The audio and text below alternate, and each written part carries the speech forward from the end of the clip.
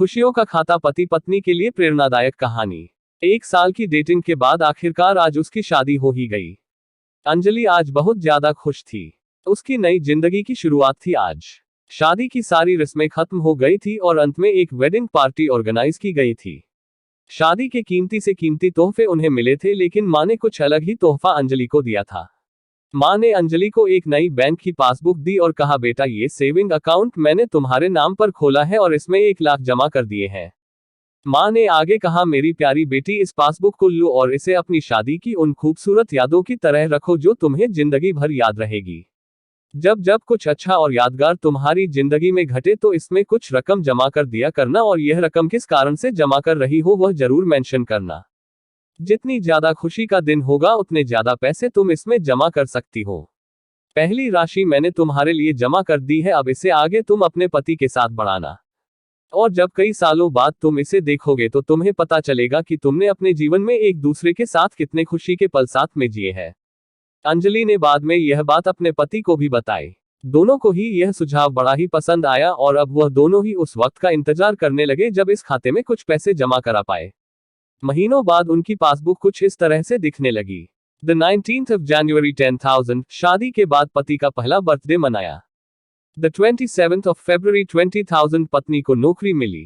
The 25th of May 20,000, vacation Shimla में। The 3rd of June 50,000, पत्नी pregnant हुई। The 22nd of July 40,000, पति को प्रमोशन मिला। और ये सिलसिला आगे बढ़ता रहा। पर जैसे जैसे समय बीतने लगा, साल बढ़ने लगे, दोनों में झगड़े होने लगे।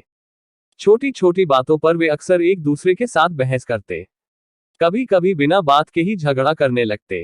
धीरे धीरे दोनों के बीच बातें बंद हो गई। वह दोनों ही अब अपने शादी के फैसले पर पछताने लगे। दोनों को ही ऐसा लगने लगा कि उन्होंने दुनिया के सबसे घटिया इंसान से शादी की है। शायद उनके बीच का वह प्यार कहीं गुम हो गया जो पहले था। एक दिन अंजलि ने अपनी माँ से बात की, माँ, अब हम साथ नहीं रह सकते। हम दोनों ने ही यह फैसला लिया है कि अब तलाक लेकर अलग हो जाए। मुझे समझ में नहीं आ रहा है कि मैंने ऐसे इंसान के साथ शादी करने का फैसला कैसे लिया था। उसकी माँ ने कहा, बिल्कुल, इसमें कोई बड़ी बात नहीं है। तुम वही करो जो तुम्हारा दिल कहता है। अगर तुम दोनों ही साथ नहीं रहना चाहते तो अलग होने में ही भलाई है। लेकिन उससे पहले एक काम करो, तुम्हें वह पासबुक याद है जो मैंने तुम्हें तुम्हारी शादी के दिन दी थी? सबसे पहले उस खाते में जमा सारे पैसे निकालो और उन्हें खर्च कर डालो। तुम्हें ऐसी कमजोर शादी का कोई भी रिकॉर्ड नहीं रखना चाहिए। अंजलि अपने माँ की बात से सहमत थी, इसलिए वह वहां से सीधे बैंक चली गई और बैंक में लाइन में लग गई ताकि उसे अकाउंट को बंद करवा सके। जब वह लाइन में खड़े होकर इंतजार कर रही थी तब उसने एक नजर उस पासबुक के अंदर लिखे रिकॉर्ड्स पर डाली। उसने पढ़ा और पति गई। वह सारी खुशियां, आनंद के पल जो उसने अपने पति साथ जिए थे, सब उसकी आंखों के सामने आ गए और उसकी आंखों में आंसू आ गए। वह तुरंत वहां से निकल अपने घर पहुंची। अंजलि ने घर पहुंचकर सबसे पहले वह पासबुक अपने पति के हाथों में रखी और बोली कि तलाक लेने से पहले इस खाते में जमा सारे पैसे खर्च कर दो और इस खाते को बंद कर दो।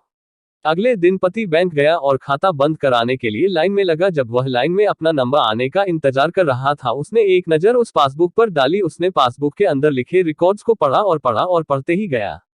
भूतकाल में अपनी पत्नी के संग जिए वह खुशियों के पल, वह सुंदर यादें, वह प्यार के पल उसके नजरों के सामने किसी मूवी की तरह चलने लगे। थोड़ी देर बाद वह भी बैंक से निकला और सीधे घर पहुंचा।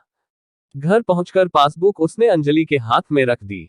अंजलि ने जब उस पासबुक को खोलकर देखा, उसमें एक नई एंट्री 10 लाख की थी और उसके कारण के रूप में लिखा था, ये वह दिन है जब मुझे यह एहसास हुआ कि मैं तुमसे कितना प्यार करता हूं और यह भी कि तुमने मेरी जिंदगी में कितनी खुशियां लाई है।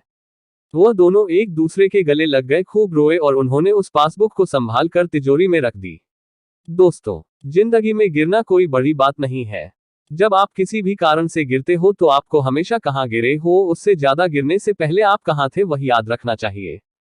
गलतियों को सुधार कर आगे बढ़ने का नाम ही तो जिंदगी है। आपको ये कहानी कैसी लगी नीचे कमेंट करके हमें जरूर बताइएगा।